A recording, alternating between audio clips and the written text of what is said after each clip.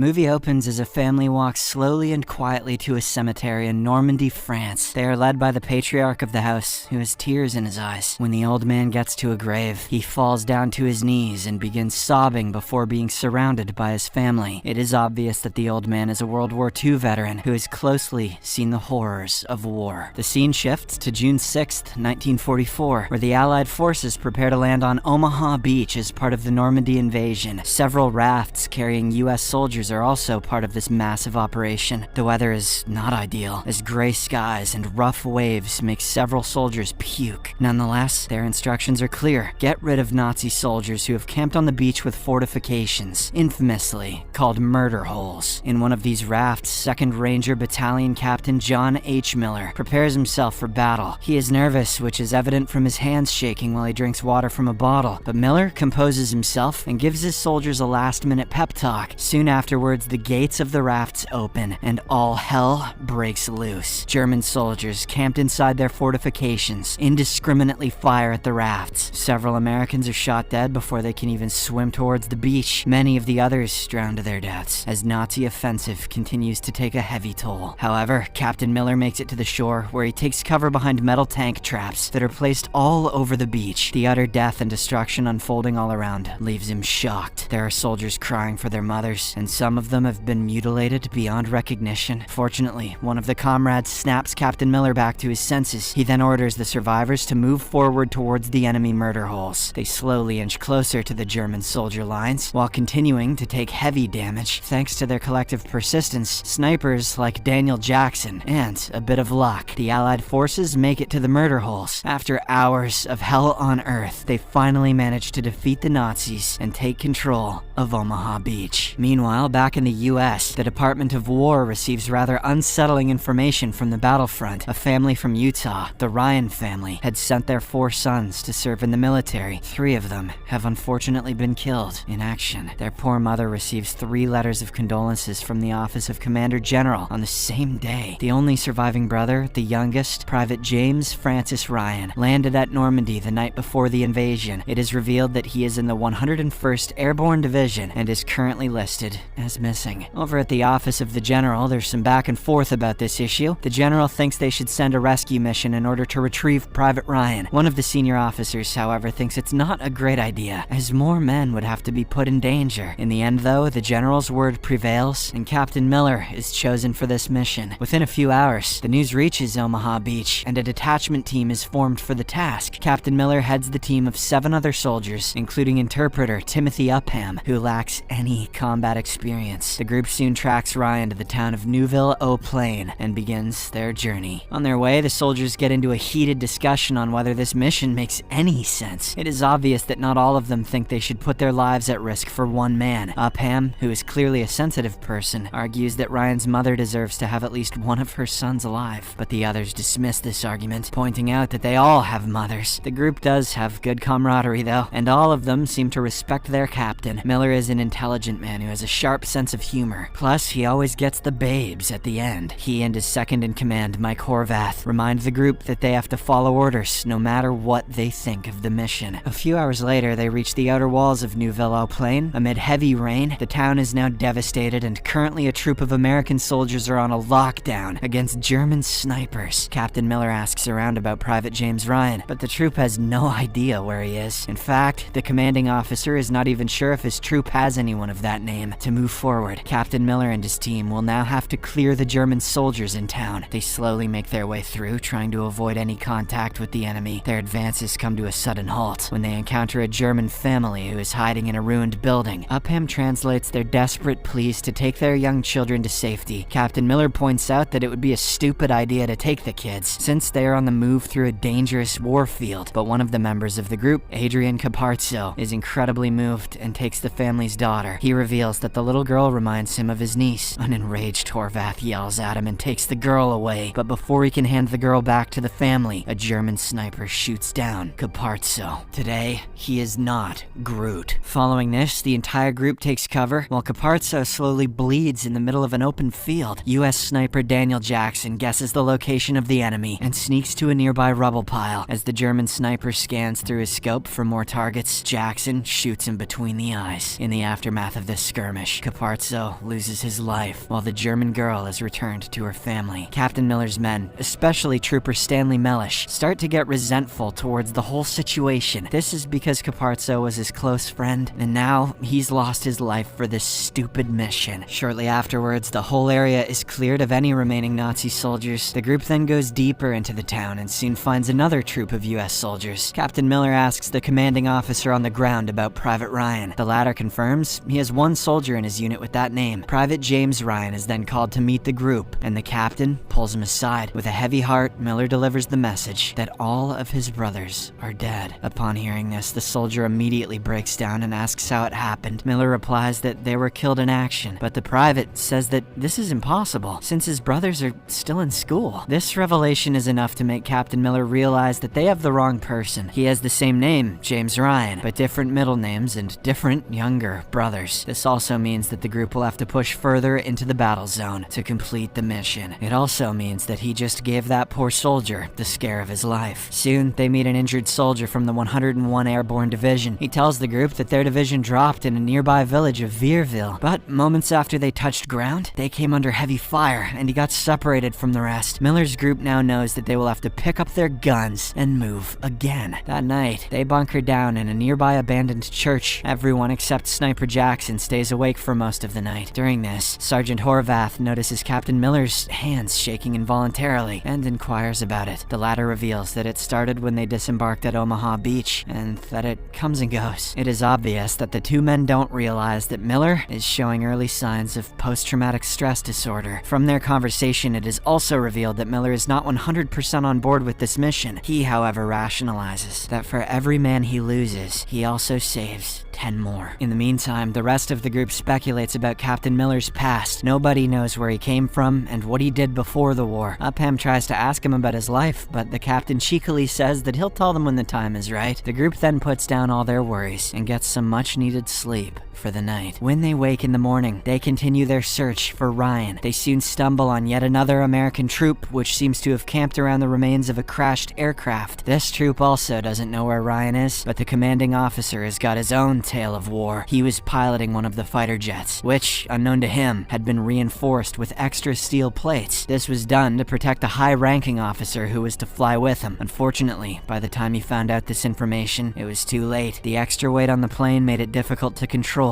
Even though he did his best, the plane crashed and killed nearly everyone, including the general they were trying to protect. Captain Miller can't help but notice the parallels between the officer's story and his mission. Both of them have risked the lives of many to save one person, but in his case, they're saving Matt Damon. Moments later, the group heads towards a field where a battalion of US soldiers are resting. Captain Miller starts asking around, while his men go through the dog tags of killed soldiers. Soon after, they finally meet someone who is in the same division as Ryan. The soldier explains that he, Ryan, and a couple of others missed their drop zone by about 20 miles. They then met a US Army colonel who rounded some soldiers, including Ryan, to go guard a bridge in a village named Rommel. Miller is relieved upon hearing this, as he has finally got a solid lead on his target. Following this, the captain asks his men to gather around and lays out their next course of action. They will be headed to Rommel, which falls on the banks of River Merdore. He knows that this village contains a bridge which is an important gateway to Paris. Both the Allied forces as well as the Germans would be fighting tooth and nail to take control of this strategic position. While Miller is explaining the plan, his hands begin to have those tremors again. His men can see it, and they are all obviously worried, but nobody says anything, and Miller acts like everything is normal. After a while, the group pushes deeper into Normandy once more. They make their way through vast grasslands, which are mostly empty. War, however, is not so gentle, and they soon come across several dead bodies of Allied soldiers. Miller and his men immediately take cover and scan the surrounding area. The captain notices a group of German soldiers camped near a radar station and wants his troop to neutralize them. The men don't exactly like Miller's plan and ask him to go around the radar safely, but he is unwilling to do so, as the Germans have captured an American machine gun. He argues that if they don't eliminate the enemies, other American troops following them will get ambushed. So, despite the disapproval of his men, Miller goes forward with his plan. After an intense battle, the group gets the upper hand on the Germans, encircling the enemy from 3 sides. But their victory comes at a heavy price, as Irwin Wade, the field doctor, is shot during the process. They try everything they can to save his life, but all in vain. Wade slowly bleeds to his death. That's what he gets for being mean to Scarlett Johansson. This brings the total casualties to 2 on this mission to save Private Ryan. Angry and vengeful, the men take out their frustration on a German paratrooper who surrenders. They are very much prepared to kill him on the spot, but Upham interjects, saying that wouldn't be a good idea. He believes that they should adhere to the rules of war concerning enemy soldiers who surrender. At first, no one cares to listen to him because they're incensed at the loss of a fellow soldier, but eventually they come around when the prisoner grovels and asks for mercy. The German even tries to curry their favor by showing them how much he loves America. He names Hollywood celebrities, even recognizes a few of them, uses American lingo, and even sings the American anthem. But Miller grabs the prisoner by his collar and blindfolds him. He then instructs him to walk 1,000 steps and surrender himself to the first Allied patrol he comes across. However, this decision proves to be very unpopular with the group. Mellish, who lost his close friend Caparzo earlier, refuses to believe that it's okay to let the prisoner go after what the German troops did. This act of mercy towards a Nazi soldier is particularly painful, as Mellish is also of Jewish faith. He is so incensed that he decides to walk out on the mission, but the second in command, Horvath, forbids him and even threatens to shoot anyone who does not follow the orders. In the next scene, Miller decides to get his troop back together by revealing the story about his past. The soldiers had all placed bets on who would be the first to find out the captain's past. No one knew anything about him, or what he did before he became an army officer. But today, Miller reveals that he used to be a school teacher and a baseball coach before the war. He explains that in the past, most people could easily point out what profession he was in. However, now that he's a soldier, no one can look at him and even guess that he used to teach. He fears that he's changed so much that his own wife won't be able to recognize him. He ends his speech by telling his juniors that they can quit the mission if they want. But as for Miller, each man he has killed has only made him more distant from home. This rousing speech is enough to get the group back together, and they proceed back on track. Hours later, when they get to Rommel, Miller meets a detachment of soldiers. Finally, Ryan, the Right Private James Francis Ryan, is amongst them. The captain informs him about his brother's death and tells him that he is to be airlifted and taken home. To his surprise, Private Ryan answers that he doesn't want to go back home. He is devastated at the loss of his brothers, but doesn't feel okay abandoning his post and going home. He adds that his fellow soldiers are the only brothers he has left, so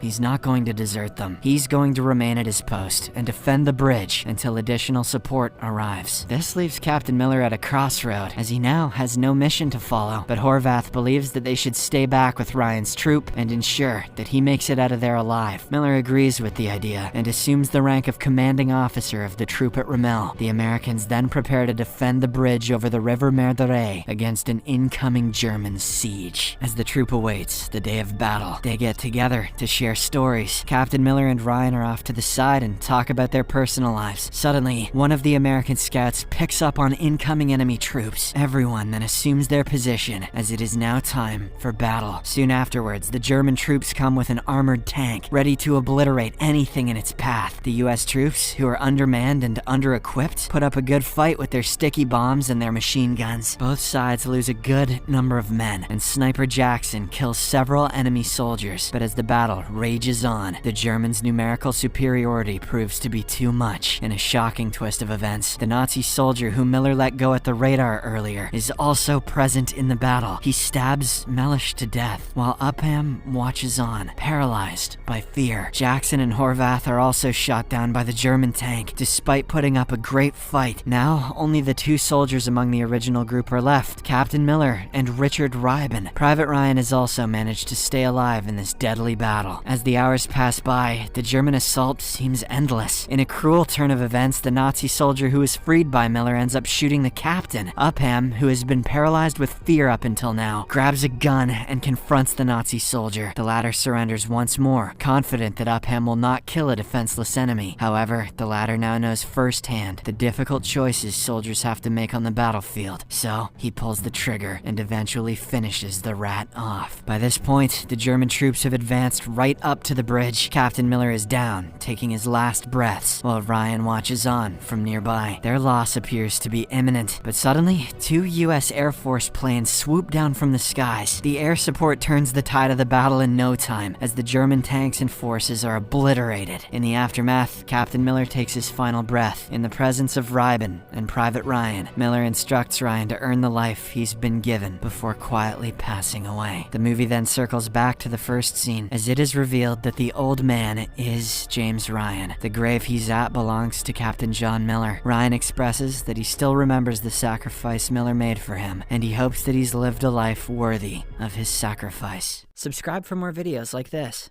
turn on notifications, and leave a like to help the channel out. Thank you for watching.